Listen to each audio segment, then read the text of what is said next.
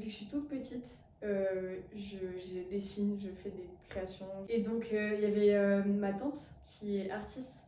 Elle a commencé à vachement m'acheter des crayons, des trucs pour dessiner en fait chaque Noël. Petit à petit, toute ma famille a compris que j'avais un attrait pour ça. J'ai commencé à me mettre des petits challenges où j'avais des carnets de dessin et je devais les compléter à fond. Et j'adorais faire ça. Et après, j'ai commencé à faire de la photo. Et je me suis dit, bon, bah, faut que je fasse une école d'art. Et en fait, c'est vraiment en arrivant en école d'art que j'ai explosé ma créativité à fond. Et tous les rêves, les méditations que je faisais avec ma mère quand j'étais petite et encore maintenant, elles m'ont tellement nourrie en images et aussi les voyages que je faisais, parce que j'ai toujours beaucoup voyagé.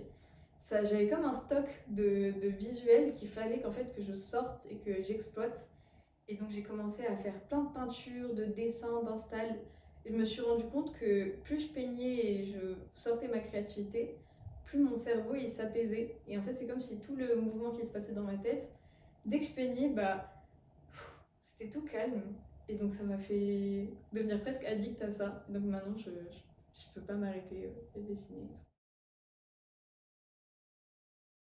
C'est mon processus de création. Et donc quand je crée, c'est une forme pour moi de méditation, comme en fait les mandalas, tu sais, que tu dessines et tout en mode méditatif.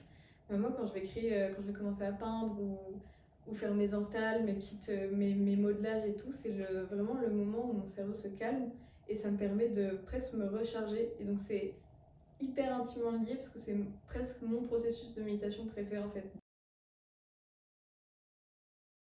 Je travaille beaucoup l'enfance et le rêve. Et pour moi, c'est hyper lié parce que j'ai vachement ce truc de pas savoir différencier en fait mes rêves de mon enfance. Et donc ça, c'est un truc qui s'est vachement... qui se transmet vraiment visuellement dans beaucoup de mes tableaux, je trouve, parce que j'utilise beaucoup la superposition, le pastel, vraiment ces trucs comme un souvenir délavé, presque oxydé des fois qu'on peut avoir. Ces souvenirs flous que j'ai, ça me donne une nouvelle façon de voir la vie. De l'amour, plein d'amour. Déjà, j'espère que ça sent que j'aime la vie dans mon art et tout. Je pense que c'est hyper important.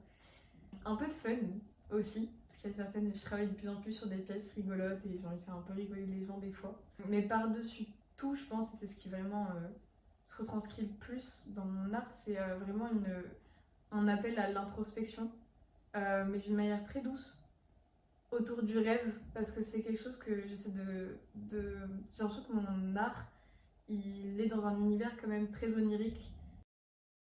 J'ai vachement de mes souvenirs. Il y a pour moi vraiment ce truc de mémoire collective que par génération on peut avoir. Donc d'une certaine manière, je pioche aussi dans la mémoire des autres. Et bien sûr, après, ça vient de tout ce que je vois. Je me documente beaucoup sur l'art et pas que. Du coup, je me documente vachement sur la spiritualité, les cultures et tout ça. Et en plus, mélanger du coup aux méditations et aux voyages astro que je fais. Je suis juste un filtre avec des petites mains qui créent, mais tout vient d'autre part en vrai. Les rituels que j'ai fait pendant mes voyages, il y a certains rituels qui sont hyper forts visuellement parce que on lançait des pigments, des couleurs, on avait plein de bougies, des fleurs, il y a plein d'offrandes, des souvenirs qui restent très fortement gravés et qui, je pense, influencent pas mal quand même ce que je fais. Sur un plan plus personnel, par exemple, des fois, quand je vois des trucs sur les réseaux qui me saoulent ou qui me font vraiment réagir, je me pose et je réfléchis beaucoup sur le sujet en mode ben, on m'a parlé de ça sur cette question, j'ai vu tel article, mais qu'est-ce que moi, de mon filtre, de mon vécu, j'en pense profondément en me détachant de l'influence que je peux avoir des réseaux ou des manifs. Parce que du coup, je prends un recul aussi sur mon art, parce que quand je sais plus quoi dire avec mes mots, je sais quoi dire avec mes mains, de certaine manière, et donc je sais comment j'ai envie de le transmettre sur un plan matériel. Donc ça me nourrit énormément. Et aussi, tout simplement, la mer, c'est un truc qui est hyper présent dans mon travail. Pas forcément sur un plan très explicite, enfin, je dessine pas la mer, je dessine pas forcément d'éléments de la mer, mais dans tout ce qui va avec, c'est-à-dire les couleurs, le flot de la mer et les émotions qui vont avec, c'est quelque chose qui m'impacte beaucoup et je sais que depuis que je suis petite, je vais tout le temps me ressourcer à la mer et je médite tout le temps avec la mer, face à la mer, toutes mes méditations avant de rentrer dans un état un peu de transe. J'ai une période où je vais me visualiser dans l'océan.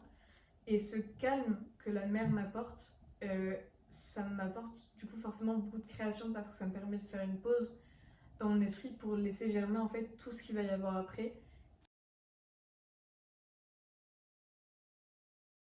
J'aimerais continuer à être, comme tu dis, dans une effusion vraiment de technique. Je pense que c'est hyper important pour les artistes contemporains d'être à fond dans la transdisciplinarité et que c'est ce qui fait que.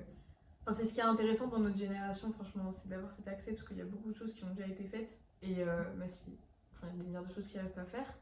Mais donc le fait qu'on ait un accès énorme à tout plein de matières maintenant et qu'on ait beaucoup moins d'attentes et qu'on. Enfin, je trouve qu'il y a vraiment un truc dans notre génération où on n'arrive plus à se caser. Genre, moi je suis peintre, moi je suis photographe, moi je suis machin. Et qu'on mélange un peu tous tout et que chaque médium nourrit en fait chaque pratique différente. Mon rêve, ça serait de réussir à avoir une base assez stable et d'être dans une approche super internationale. Et je veux vraiment bouger de la France, moi. Et notamment, j'aimerais retourner au Mexique et vivre au Mexique. Et donc, j'aimerais bien peut-être faire ma propre galerie pour pouvoir en fait essayer d'avoir une offre artistique dans une galerie qui correspond à mes valeurs et ma vision de l'art.